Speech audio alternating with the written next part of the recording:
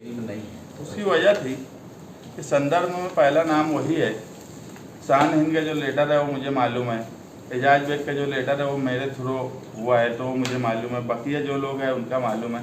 और बाकी सब लोगों ने जनवरी में लेटर दिया 2023 में, और मुफ्ती मोहम्मद इस्माइल कासमी साहब ने जो लेटर दिया था वो 23 अगस्त 2022 को दिया था।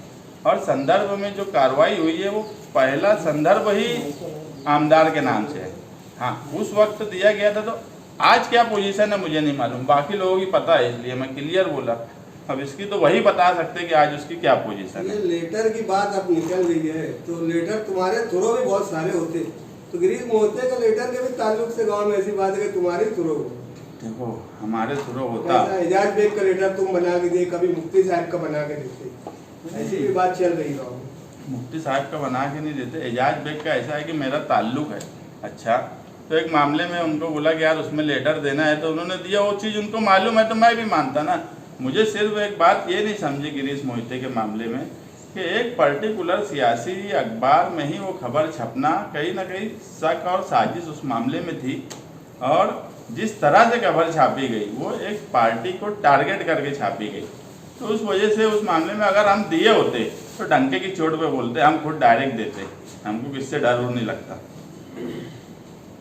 लेकिन जो मामले में हम हैं ही नहीं, उस मामले में हमारा काम था आवाम को सफाई देना। मालेगांव कारपोरेशन में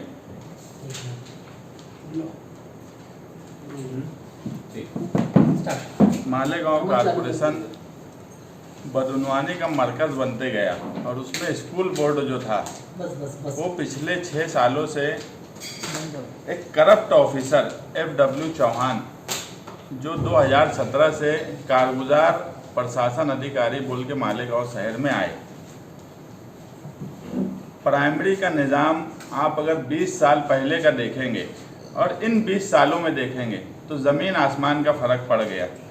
आज कोई माँ बाप नहीं चाहते कि उनका बच्चा कारपोरेशन के प्राइमरी स्कूलों में तालीम हासिल करे, जबकि सरकार से, कारपोरेशन से करोड़ों रुपया इन स्कूलों पर खर्च होता है।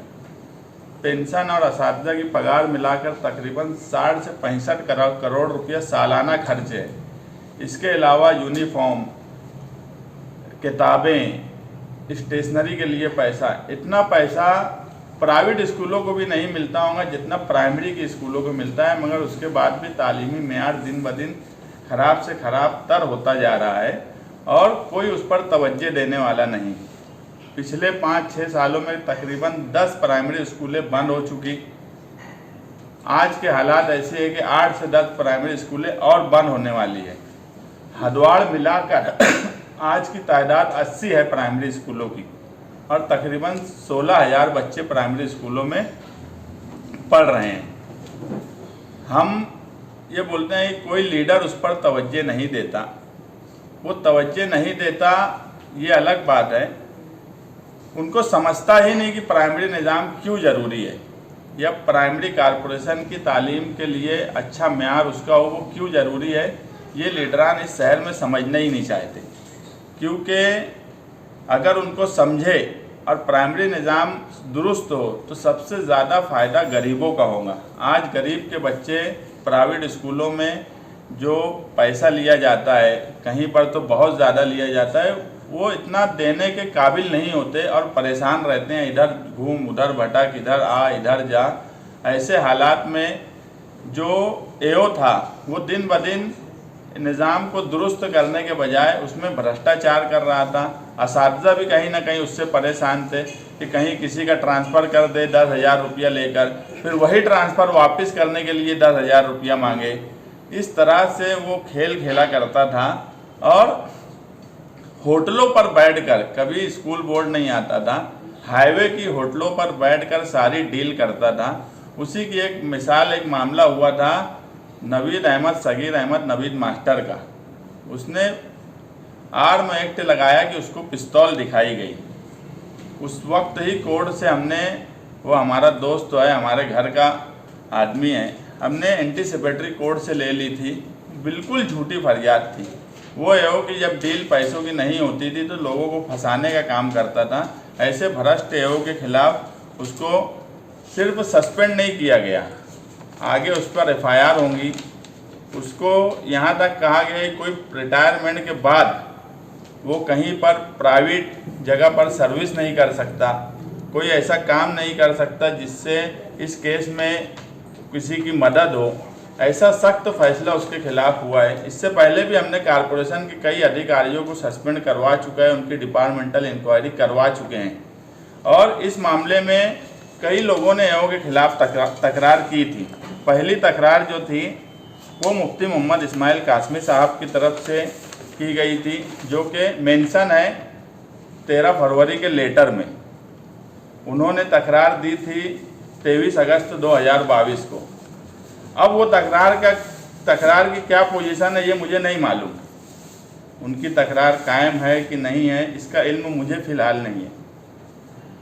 दूसरी तकरार थी शान हिंद निहाल अहमद विरोधी पक्ष नेता, उसी के साथ में एजाज बेग अजीज बेग की जो कांग्रेस के सदर हैं उनकी तकरार थी एओ के खिलाफ। वो एजाज बेग की तकरार जो है वो मेरी मालूमात में है, वो तकरार कायम है और इसी तरह कई लोगों ने एओ के खिलाफ तकरार की।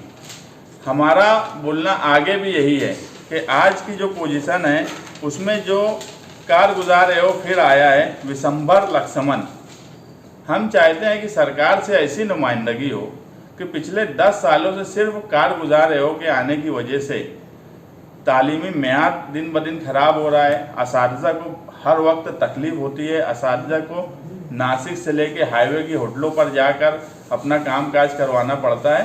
तो नुमाइंदगी इतनी दमदार होना चाहिए कि ये कम से कम हम ये तो बोल सके कि यार 16,000 बच्चे जो स्कूलों में हैं वहाँ एक कंपलसरी प्रशासन अधिकारी हमको क्यों नहीं दिया जाता। सरकार से ये मांग हम भी करेंगे, मगर आज जो सरकार के नुमाइंदे हैं उन पर यह अव्वल फ़र्ज़ है कि वो इस मामले में काम करें और एक कंपलसरी एओ इस शहर में लाएं ताकि तालीमी मेयार सुधरे। क्योंकि तालीम प्राइमरी कॉरपोरेशन की तालीम से गरीबों के बच्चे जुड़े हुए हैं। आप अगर देखेंगे आज के जो डॉक्टर्स वगैरह जो 20-25 साल पहले डॉक्टर बने, टीचर बने, बड़े बड़े शायर हुए, इन सब लोगों ने मालेगांव कॉरपोरेशन की प्राइमरी स्कूल से तालीम हासिल की थी। मगर आज हम क्यों प्राइमरी स्कूल की तरफ नहीं जाते, जबकि उनके पास बिल्डिंग है, उनके पास ज़मीन है, हर सब कुछ है, मगर प्लान नहीं है, काम करने वाले ऑफिसर नहीं है, काम लेने वाले लीडरान नहीं है। इसलिए तालीमी मेयार दिन ब दिन ख़राब होता जा रहा है।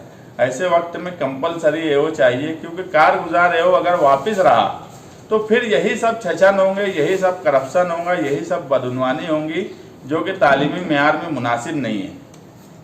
हमारा सिर्फ यही मुतालबा है कि ऐसे भ्रष्ट अधिकारी जो कॉरपोरेशन में भी आज बैठे हैं उन पर भी सख्त से सख्त कार्रवाई होना चाहिए।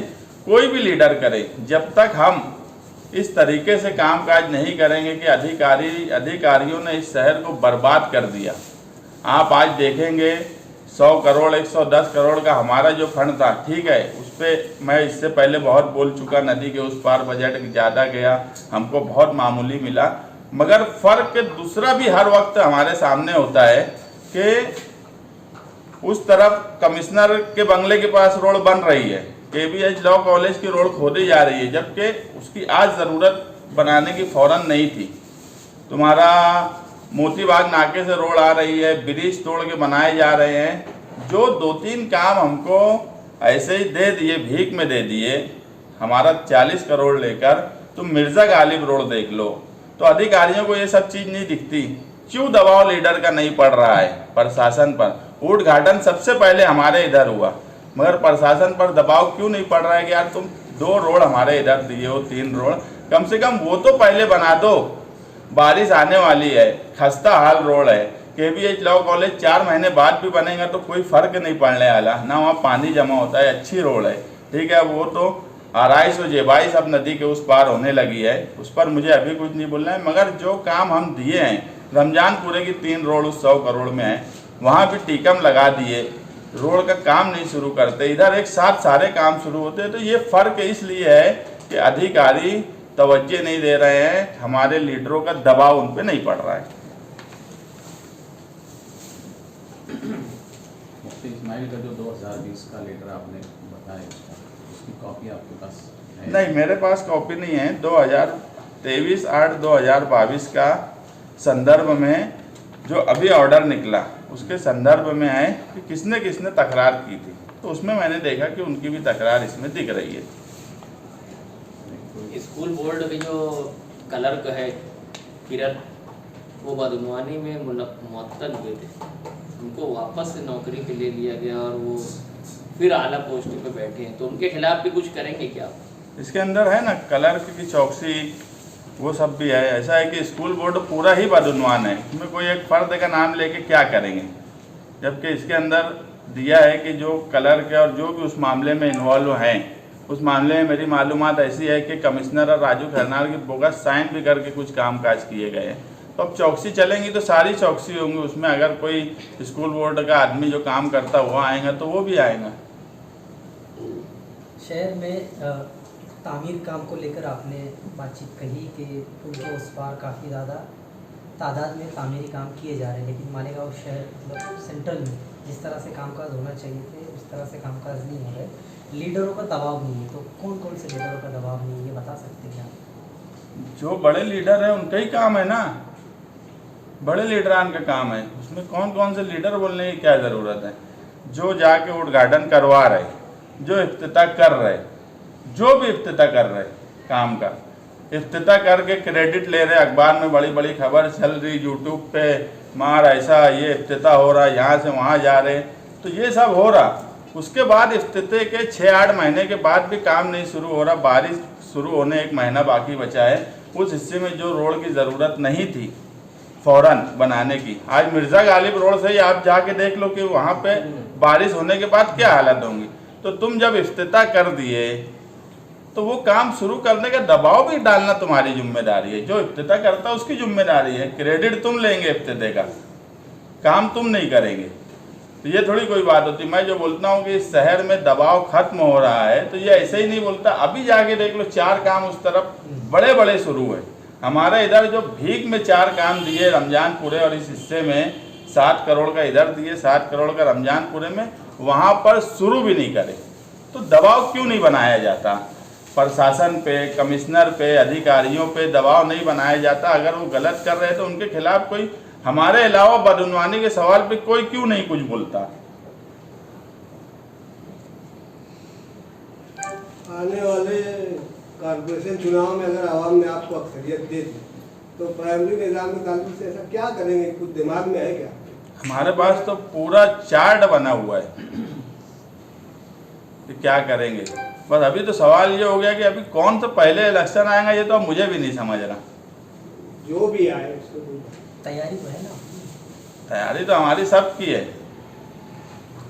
सबकी मतलब असेंबली की भी है, काम काज कर रही है। ऐसा है कि देखो, इलेक्शन हमेशा बोला जाता है कि एक सियासत में एक प्रोसीजर है, इलेक्शन आएगा, इलेक्शन लड़ेंगे, तो इलेक्शन तो पार्लियामेंट भी की भी तैयारी है, असेंबली की भी है, कारपोरेशन की भी तैयारी, तो सबकी रहेंगी ना। सियासत में जिंदाबाद मुर्दाबाद कर रहे तो इलेक्शन में भी तो तैयार रहेंगे ना उसके लिए। अब इलेक्शन कौन तो पहले आएगा ये तो अब मुझे भी नहीं समझ रहा, मेरे ख्याल से तुम लोगों को समझ रहा हूँ तो बता दो।